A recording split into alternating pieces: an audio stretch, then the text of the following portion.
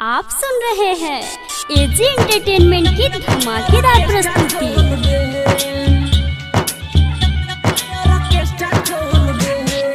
Music by DJ Kanchan Raj, Hajipur Vaishali. Bahrana कमीनी होके घरे सबसे बोल देम।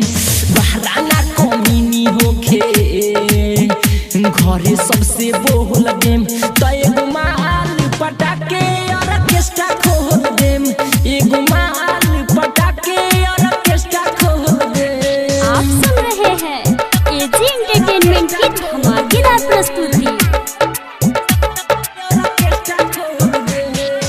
Music by DJ Kanchan Raj, Hajipur Vaishali.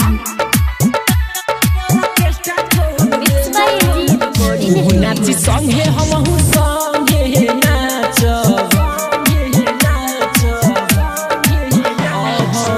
तबे दुख टेंशन से हम बहचब।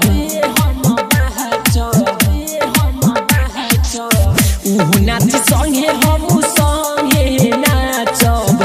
तबे दुख टेंशन से हम बहचब। सोनहवा के गाछी लड़की के मुँह मांगा मोहल देम। सोनहवा के गाछी लड़की के मुँह मांगा मोहल देम। तो एगो माल पटाके ऑर्केस्ट्रा खोल देम।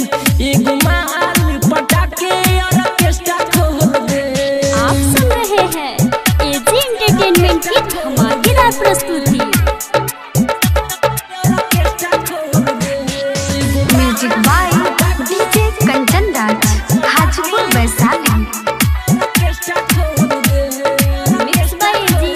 देवेंद्र दिमागी तू डीजे बजई ह।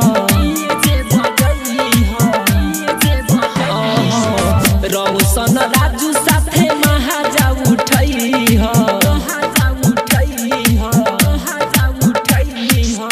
ओम प्रकाश तू डीजे बजई ह। रौशन मुन्ना साथे महाजा उठई ह। डीजे कंचन जी के ये लाउसर के रोल दे हम। डीजे कंचन जी के ये लाउसर के रोल देम। तो एगो माल पटाके ऑर्केस्ट्रा खोल देम। एगो माल पटाके ऑर्केस्ट्रा खोल देम। मिक्स बाय एजी रिकॉर्डिंग स्टूडियो, रोशनपुर सपहा।